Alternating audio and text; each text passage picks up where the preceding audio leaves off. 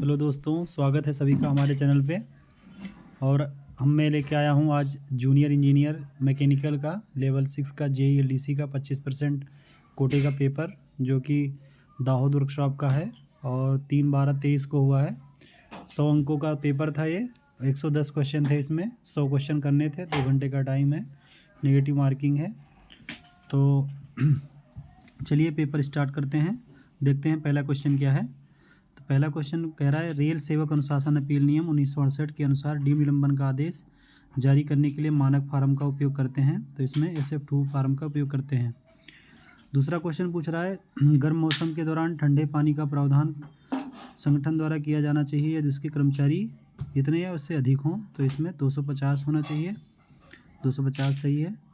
तीसरा क्वेश्चन है, गर्भपात सहित गर्भपात के लिए महिला रेलवे कर्मचारी को पूरी सेवा के दौरान दिनों की अवधि का मातृत्व अवकाश दिया जाता है। तो इसमें 45 दिनों का दिया जाता है।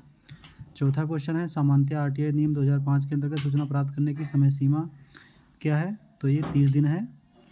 और चौथा क्वेश्चन है, सेवानिवृत्ति के बाद C श्रेणी के कर्मचारियों को प्रिविलेज पास दिया जाता है जिसने रेलवे में 25 वर्षों तक सेवा किया हो। तो पास जिनका 20 वर्ष सेवा हो जाएगा उन्हीं को मिलता है, चाहे वो A हो, B हो, C हो, D हो।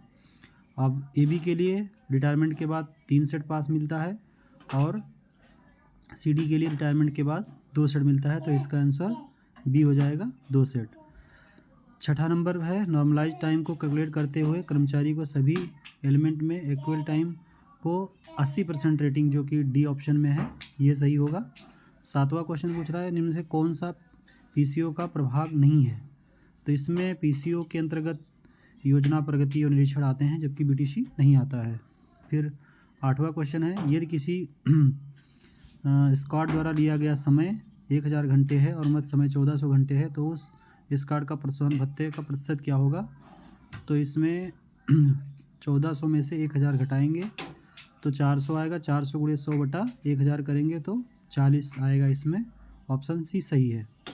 उसके बाद 9 नंबर, सभी कर्मचारी को किसी भी कारण से काम के घंटों के दौरान वर्कशॉप छोड़ने के लिए गेट पास से वो वर्कशॉप को छोड़ सकता है, गेट पास लेके।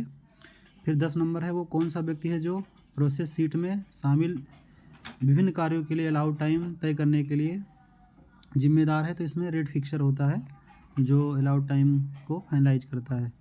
फिर पूछ रहा है, निरीक्षण के दौरान सामग्री को स्वीकार करने के लिए एक दस्तावेज होता है, उसे क्या कहा जाता है।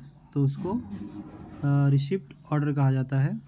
उसके बाद UDM में सामग्री को टेली बुक किस माध्यम से किया जाता है। तो ये अकाउंटल माध्यम से किया जाता है। फिर repair maintenance of carriage and wagon come in demand number, तो डिमांड नंबर 6 में आता है। फिर 13 है, भारतीय रेलवे के राजस्व व्यय का वर्गीकरण के अनुसार कैरेज वैगन की ये तो वही हिंदी वर्जन है। फिर आता है कि कितने रुपए या इससे अधिक के नॉन स्टॉक आइटम के नॉन स्टॉक इंडेक्स को कनेक्टिविटी वेटिंग है तो अकाउंट्स डिपार्टमेंट में भेजा जाता है। तो इसमें 2.5 लाख से अधिक है तो उसको नॉन सेफ्टी आइटम है तो उसको वेटिंग के लिए अकाउंट में भेजा जाता है। उसके बाद 15 नंबर है, स्टॉक वस्तुओं को खरीदने के लिए आवंटित धन को क्या कहा जाता है। तो इसको परचेज ग्रांट कहा जाता है। उसके बाद में 17 नंबर है, नहीं 16 नंबर है। 16 नंबर है, यदि एक क्यूबॉइड बॉक्स में ऊंचाई लंबाई, अब ये तो आप जानते होंगे, फार्मूले से निकल जाएगा, इसमें 1300 आएगा इसका आंसर। फिर वेवलेंथ का इकाई पूछा है जो कि हर्ट्स होता है। उसके बाद ये है मैथ का क्वेश्चन, 160 किलोमीटर ये भी के बीच में 640 मीटर की दूरी है। उसके बाद 160 की स्पीड है तो 14 बजे चलती है तो वहाँ कितने बजे पहुँचेगी। तो ये आप कर लेंगे। इसमें क्या करना है कि 640 को 160 की स्पीड से भाग देना है तो टोटल 4 घंटे आता है। तो 14 में 4 जोड़ेंगे तो 18 हो जाएगा और 18 को यहाँ 18 बजे लिखा है, वही आंसर होगा। फिर pH वैल्यू पूछा है H2O का, तो pH वैल्यू 7 होगा। उसके बाद दाब ऊर्जा का SI यूनिट पूछा है तो जूल हो जाएगा इसका। उसके बाद पूछा है विश्व का सबसे लंबा रेल मार्ग कौन सा है। तो Moscow Pyongyang trans Siberian rail मार्ग हो जाएगा। उसके बाद पूछा है कि कौन सा कार्यस्थल में पर्यावरण स्वच्छता बनाए रखने का एक उदाहरण है। तो इसमें गंदगी को तुरंत साफ करें, यही एक एग्जाम्पल है। फिर भारत के मुख्य जो DY चंचूर्ण है किस राज्य को 10% टीकाकरण केंद्र का उद्घाटन किया है? तो ये उड़ीसा राज्य है। उसके बाद 24 नंबर है, 1940 के व्यक्तिगत सत्याग्रह में महात्मा गांधी द्वारा प्रथम सत्याग्रही विनोबा भावे को बताया गया। उसके बाद सबसे लंबा प्लेटफार्म वर्तमान में हुबली है। दूसरे नंबर पर गोरखपुर है। निम्नलिखित में से आरडीएसओ का विस्तृत रूप पूछा गया है, तो इसमें आप याद कर लीजिए कि research design and standard organisation होगा, जो कि ऑप्शन बी में है। फिर CRIS का फुल फॉर्म पूछ रहा है, तो centre for railway information system होगा। उसके बाद पास का पूछा है, तो डी ऑप्शन होगा, फुल एम और स्क्वीज और स्वीप होता है। उसके बाद आ जाइए आप 29 नंबर में है, स्टॉक आइटम की हिस्ट्री सीट के संबंध में एसिस का फुल फॉर्म पूछा है, तो इसका एंटीसिपेटेड एनुअल कंजम्पशन होता है, ऑप्शन बी सही है। उसके बाद full form of the CR का फुल फॉर्म, तो कॉमन बहुत सिंपल क्वेश्चन है, कंट्रोल रिजर्वायर होता है। उसके बाद में पूछा है भारतीय रेलवे ने पोस्ट गतिशक्ति एक्सप्रेस कार्गो सेवा शुरुआत की है, तो ये इंडिया पोस्ट होगा इसका आंसर। उसके बाद 24 नंबर है, ये तो दोबारा वही पेज रिपीट हो गया है। अगला क्वेश्चन चलते हैं। भारतीय रेलवे का जो कल्याण संगठन जो भारतीय रेलवे कल्याण के लिए काम करता है, उसका हेडक्वार्टर पूछा है, तो उसका हेडक्वार्टर नई दिल्ली में है। फिर पूछा है भारत का सबसे लंबा रेल मार्ग कौन सा है? रेल मार्ग नहीं, भारत का सबसे लंबा रेलवे क्षेत्र है, तो उत्तर रेलवे है। उसके बाद रेलवे स्टाफ कॉलेज कहाँ पर है? उसके बाद पूछा है कि सबसे लंबा रेलवे क्षेत्र, ये तो हो गया। रेलवे स्टाफ कॉलेज ये बड़ोदरा में स्थित है। उसके बाद भारतीय रेलवे का विलियन एक्सेल प्लांट कहाँ पर है? तो बेंगलुरु में है। स्वच्छता मानक के सुनिश्चित करने के लिए स्वच्छ रेल स्वच्छ अभियान का शुरुआत सुरेश प्रभु के समय में इसकी शुरुआत की गई। और 45,001 जो है ये occupational health and safety risk से संबंधित है। उसके बाद आग लगाने की स्थिति में तत्काल क्या करना चाहिए? तो अलार्म बजाना चाहिए।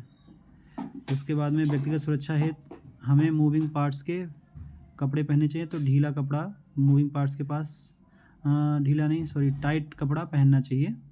उसके बाद इलेक्ट्रिक आग को अग्निशामक से बुझा दिया जाए, तो इसमें CO2 कार्बन डाइऑक्साइड सही होगा इसमें। उसके बाद में एक भाग के आयाम को दो चरमान्वयन सीमाएं का आकार वास्तविक बीज का आकार निहित होता है, उसे कहा जाता है, उसको सीमाएं कहा जाएगा। उसके बाद में 42 क्वेश्चन है, निम्नलिखित में से किस जॉइंट के पास उच्च संक्षण प्रतिरोध होता है? तो ये बिल्डिंग जॉइंट होगा। और फिर 43 है, रोलर बेरिंग में मिनट का करंट प्रयोग करने के लिए दरार का पता लगाने के लिए आवश्यक है, तो इसमें वैसे उस टेस्ट का नाम जाइलो टेस्ट है, लेकिन पहले बेरिंग को उसमें DPT के लिक्विड में आधा घंटा तक डालते हैं, तो जनरली इसको ये भी माना जाता है DP टेस्ट भी कहते हैं, डाई पेनिट्रेशन टेस्ट कहते हैं। उसके बाद में 44 है, मेमो TC व्हील में किस प्रकार के रोलर बेरिंग का उपयोग किया जाता है? तो ये आप सबको पता होगा, double row self alignment spherical roller bearing. उसके बाद में ऑप्शन सी सही है इसमें। और 45 में आ जाओ, क्रेन चालक के दौरान हवा की गति का सिफारिश सीमा से अधिक हो तो कौन सी सावधानी बरतनी चाहिए? तो इस स्थिति में क्रेन को स्थगित कर देना चाहिए, चाल को, क्रेन को चलाना बंद कर दो। रोटरी कंप्रेसर जो है चलता है, तो ये दोनों से, इलेक्ट्रिक मोटर से भी चलता है और इंजन से भी चलता है। उसके बाद कंप्रेसर की जो वॉल्यूमेट्रिक क्षमता है ऊंचाई में बढ़ने के साथ में, इसका आंसर तो देखना पड़ेगा। उसके बाद फोरलिफ्ट का उपयोग के लिए क्या होता है? तो इसमें ये भी दोनों है, उठाना और नीचे लाना, सीधे परिवहन के लिए भी होता है।